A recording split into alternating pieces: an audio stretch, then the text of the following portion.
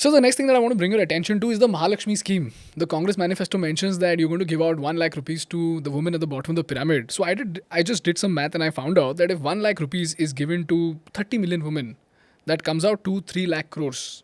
With 3 lakh crores, that's the education budget of the country, half the defense budget, and we can build 30,000 kilometers of highways. Now, I'm not saying that we should not give money to the poor.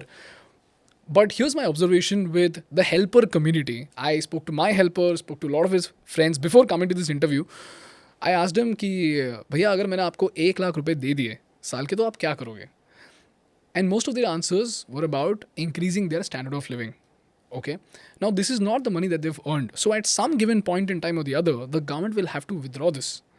Now there are multiple possibilities that I see. The first is the ideal possibility that they invest in education, healthcare, and provide better life to their families in such a way that in the next 2 to 3 years, one of them goes on to earn enough money that they would not need this 1 lakh rupees. But the other three possibilities, that's where my concerns are. Number one, they could use that money to lead a standard of living that they may not be able to afford once this money is pulled out. Number two, this could then go into wrong things like alcohol consumption or betting. And betting is a big problem, sir, because yesterday my helper That's told why me we're giving that... it to the women and not to the men. But that doesn't guarantee that it wouldn't go to the men, sir. Because yesterday I was speaking to my helper and he told me that he just lost 700 rupees in Satta. Okay. And the third possibility is that even if you give them all of it, they may just end up spending that money into liabilities and not assets. So my question is, sir, instead of giving away, so I'll give you an example also. Let's say we give them transport subsidy, make buses free for men and women. The maximum that could happen is that a privileged man or a woman could use the bus for free. But that is still a good thing because they'll not use the car, eventually saving us from traffic jams. But in this case, the extreme scenarios are just too bad. So my question is, instead of giving them education subsidy, healthcare subsidy, and transport subsidy, why give them direct cash in their bank account? And that too so much. There's been a lot of work done on this. As you know, internationally, this whole notion of a national minimum income has gained ground, and a couple of Scandinavian countries already implemented it. We will never have the budget, not in the foreseeable future, we don't have the budget to be able to guarantee everyone, irrespective of income, a minimum income. What we're saying is for those below the poverty line, let's give them a minimum income, because that will enable them to be able to be participants in the larger economy. Now, we would certainly not want to dictate to them how to spend it. Perhaps, as you say, they might spend it on health. Maybe they might spend it on education, though they shouldn't need to because government education is still largely free and we just have to improve the quality of that, which I'm coming to in a minute. But it's also possible they'll spend it just as consumers, as you say, buying things. But that too helps the economy. But not them, no, sir. No, In no. 3 years, they will not be able to sustain it. But eventually, by buying these things, they become participants. And I mean, I've often argued the magic of the market is not going to appeal to people who can't afford to enter the marketplace. You give them a leg up to become participants in the economy, they'll want to be able to sustain that. I mean, no one just does it out of, you give them 1 lakh and perhaps they'll provoke themselves into earning 2 lakhs to be able to do that in future. So that's one more thing. You mentioned that this is the equivalent of the education budget. I believe that's a shame. I think the education budget should be very much higher and government schools must be improved in quality. And we should be giving money to the states as well for education as well as supporting the central supported education institutions. So a much larger portion of our budget needs to go into education.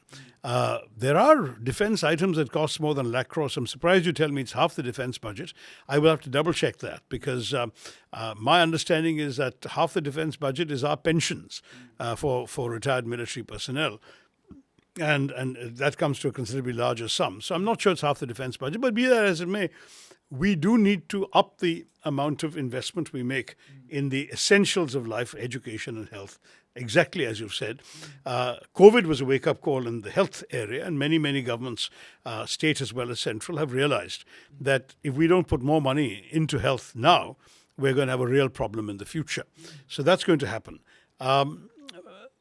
My hope still remains that because this is tied to your being in the BPL category, that increasingly as people are pulled out from below the poverty line, the number of beneficiaries will go down and the burden on the state will decline with time.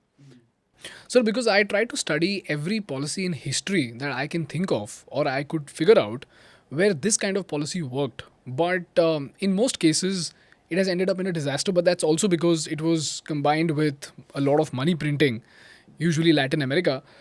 So I'll not take that into consideration. But you also mentioned something about their participation in the economy. Sir, as an entrepreneur, I think even that is a disaster. I'll give you an example. My course, Communication Masterclass, is for 3,000 rupees. So let's say the Congress gives out 1 lakh rupees to all of my customers. I'm going to have a great 2 year run. But in the third year, when that money goes off, suddenly I'm going to see a collapse in my revenue because my customers no longer have money.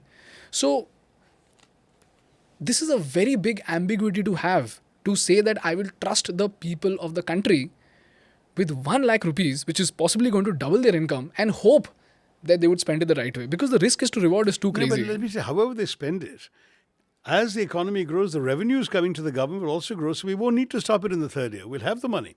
But meanwhile, as the number of people below the poverty line goes down, we're spending less and we're earning more. It's a win-win for us too as a government. Sir, don't you think increasing ease of doing business and getting more FDI is much easier as compared to just giving away 1 Depends lakh on how the rupees? FDI is invested. Now, too much of it is just portfolio investment in our country. We don't have enough FDI coming in job generation work. And that worries me too. We can't just boast about FDI for its own sake. FDI has to be linked to something directly beneficial, particularly in the job market. Our unemployment levels are truly unsustainable right now. And we're busy destroying the demographic dividend that we should have had, that we were talking about 10 years ago when I was in government.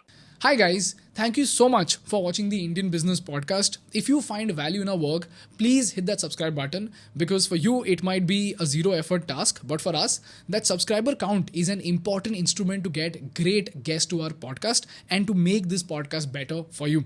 So if you find value, please subscribe.